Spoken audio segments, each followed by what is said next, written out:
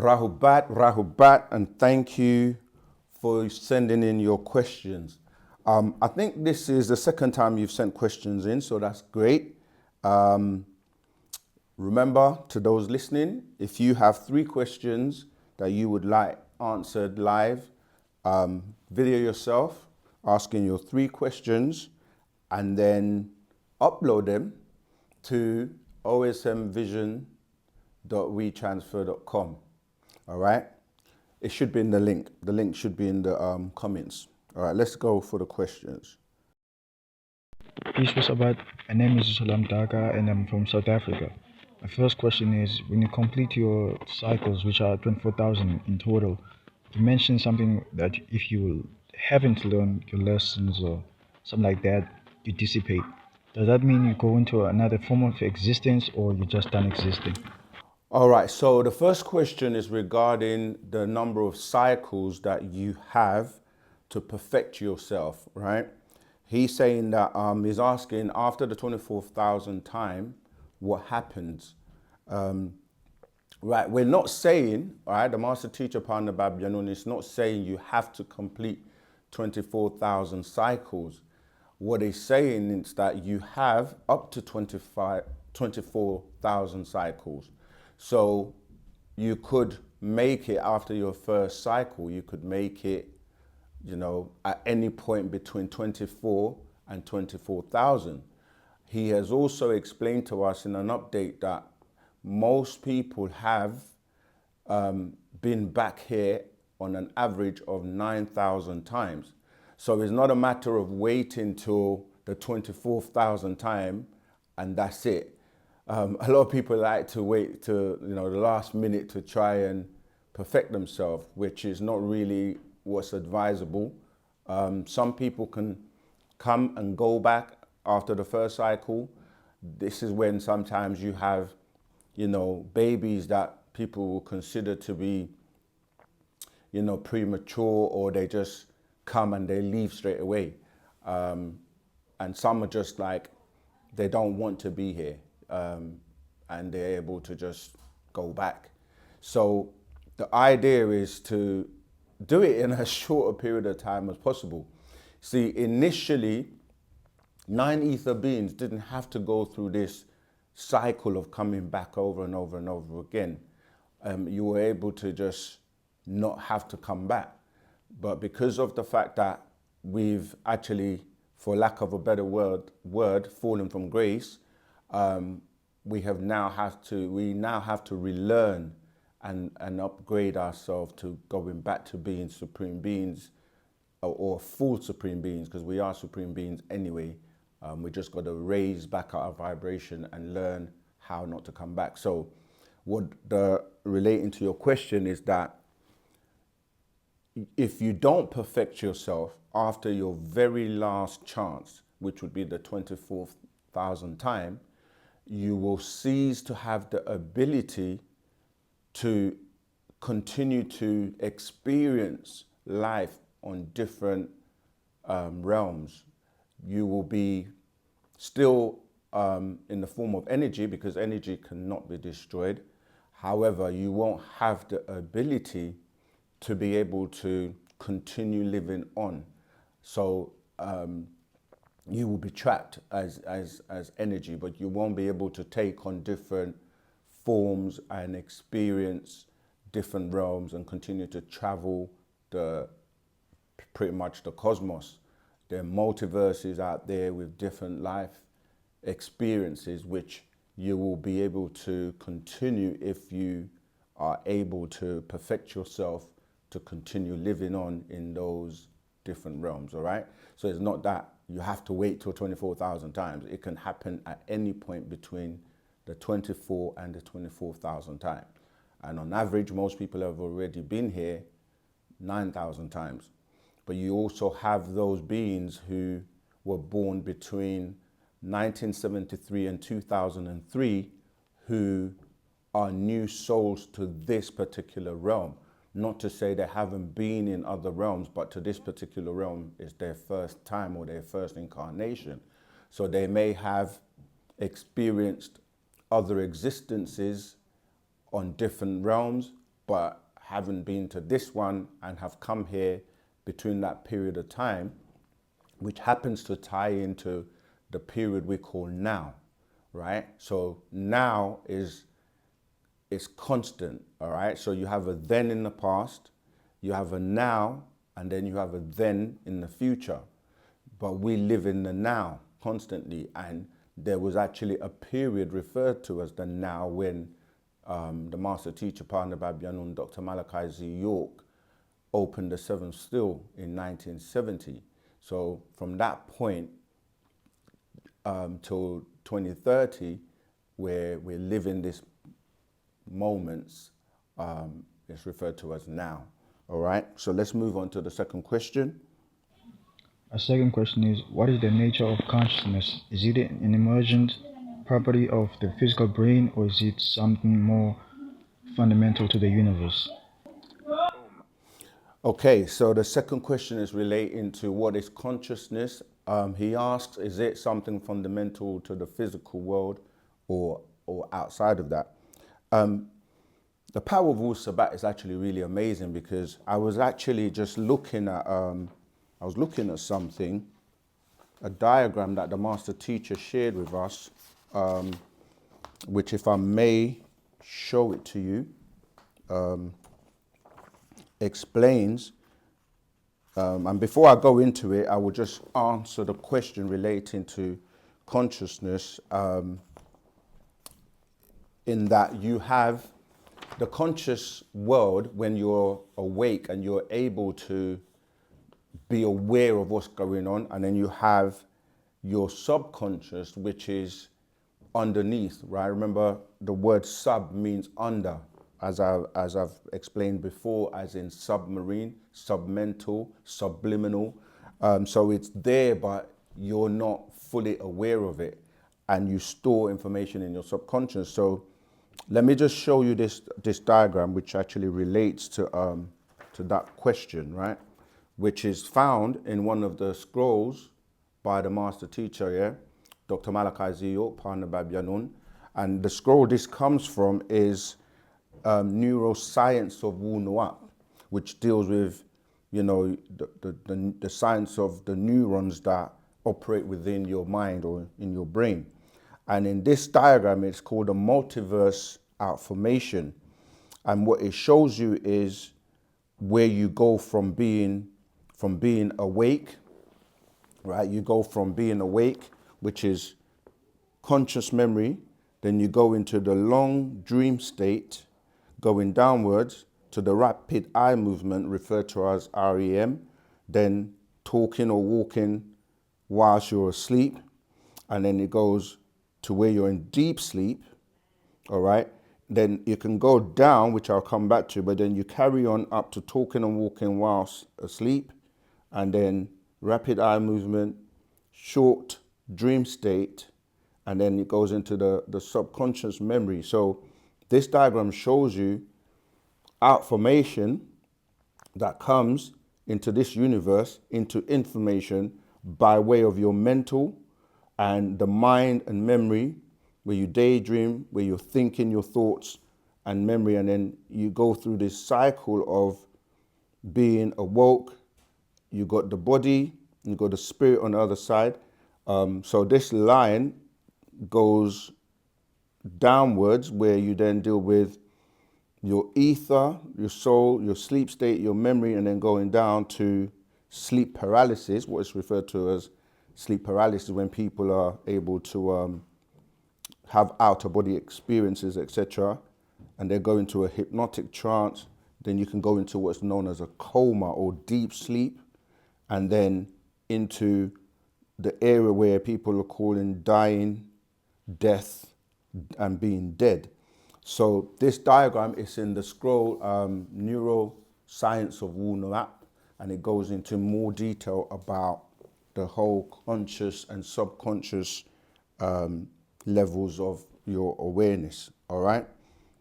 So, yeah, to tie into your mind is the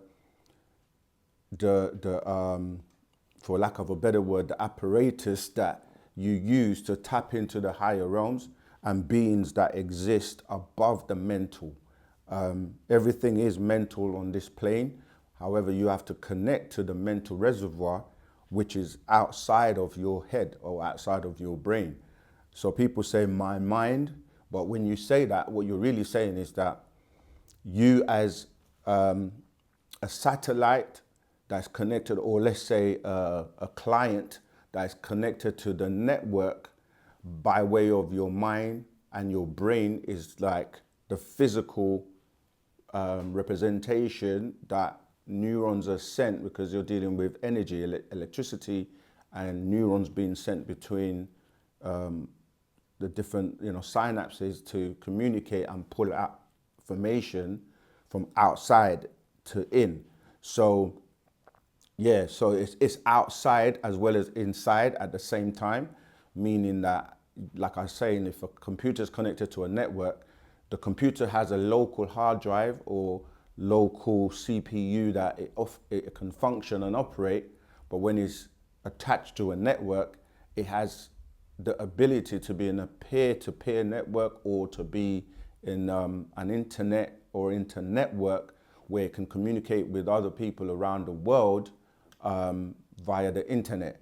So it's in and out at the same time. So your machine can be standalone, i.e. you can be standalone, where you're just operating based on your memory and the things that you've stored locally in your local physical being.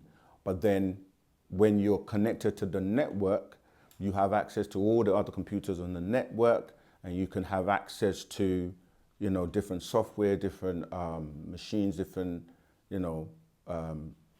different things that are connected to the network, which is accessible to you. It's the same when you're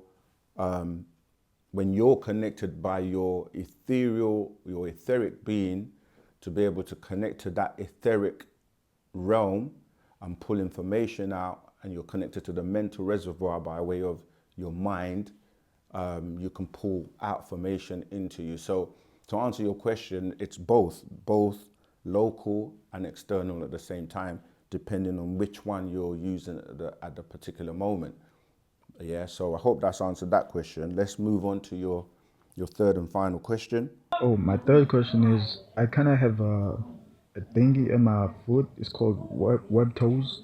I don't know if is that a deformity or is it something dealing with evolution. So yeah, I'd like to know that. Yeah, that's Okay. all. Thanks, Wu-Sabat. Peace. All right. So his third question is, or your third question is about web toes, which is, you want to know if it's a deformity or what is it. Again, the master teacher Partner Babyanun has broken down information. I'm pretty sure it's in this scroll. Let me just have a quick look. Yes. So it can relate to a number of things. I'm going to show some images. They may be a little bit graphic, but this deals with, so when we deal with genetics, right, before I show you the images, when we deal with genetics, you have to remember that genes are scrambled over generations. So your genetics can be affected by your family, and it can even go as far back as our origins in terms of the beings that we've been mixed with, right? So that's one aspect. And you also have the extraterrestrials and different beings that have also tampered and mixed with our genetics. And there were also beings that were carrying out several experiments when they were creating certain hybrids, and some deformities came by way of the mistakes that were being made in trying to create a perfect being. You also had other extraterrestrials that were coming from, different star systems, and it was almost as if they were showcasing their creations, and so that can relate to any kind of ailments or deformities that people have. What you're referring to is actually broken down in this scroll, right? This scroll is called Intelligent Design, Divine Design, or Plot of Aliens. And as you can see from that picture, this is what you're referring to as webbed feet. And you see here as well, there are some deformities where people have like 6 toes or 6 fingers, by way of the different experiments that took place. You will see other diagrams where, you have giants, dwarfism, what people refer to it as hirsutism, where people have a lot of hair around their bodies, in all kinds of places. You also have being born with 6 toes, different types of teeth, conjoined twins. So these tie back into these experiments, these, hybrids that some of these extraterrestrials were making. And over time, they scrambled into people's genes, especially if your family or ancestors were related to it. I'm just trying to see if there's anything else that can help you. So yes, it could be a number of reasons. Also remember, there's another older scroll by the master teacher called "Are There UFOs, Extraterrestrials in Your Midst?" which goes into, the different markings as well, like people have with birthmarks, symbols on their skin, the holes in the ear, which all tie into this thing I'm talking about, where over time, there's another one I want to show you, this one in particular. If you look at this diagram with the hands, it shows you the web. When you look at your hand, the spaces in between were once where you had webs. So if you were to look at, the feet of a chicken or any sort of being that still has web, we tie into that genetics as well by way of the mixtures from us coming out of the waters as reptilians. And so, yeah, it could be anything to do with your genetics being mixed with those beings, or, it's a number of possible things. So I hope that's answered that question. And if you want to get further information, refer to those scrolls, Neuroscience of Wu-Sabat, refer to Intelligent Design, Divine Design, or Plot of Aliens. That's series number 46. And you can also refer to Are There UFOs and Extraterrestrials in Your Midst, which shows you that evolutionary process where we were actually mixed to what people call reptilians. And again, when I mentioned about reptilians being frogs and snakes, some people were like, oh, those are amphibians. But if you do a bit of research, right, we were saying that, or I was saying that, you have reptilians that evolved from the waters to land. You have, mammals that can live in water as well as on land, like the hippo. And so, yes, frogs are amphibian, or there are beings who can live in the water as well as on land. However, when we're dealing with different types of reptiles, there are those who came originally from the waters onto land. Like ourselves, when you look at the tadpole, or what you call a sperm, which is in water, it's in water, and it is grown in your mother's womb, and then you come out onto land. But we're still in water because the air you breathe is a thinner or finer form of water. So we're surrounded in water all the time. So one might say, we are amphibian because we have the ability to live on land, but we also need water. We need water every single day.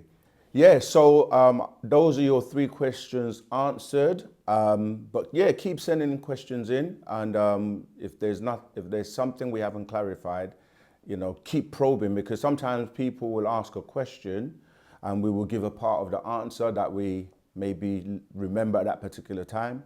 And the more you probe, the more you ask about, more detail, we'll be able to kind of dig deeper and give you more and more information, all right?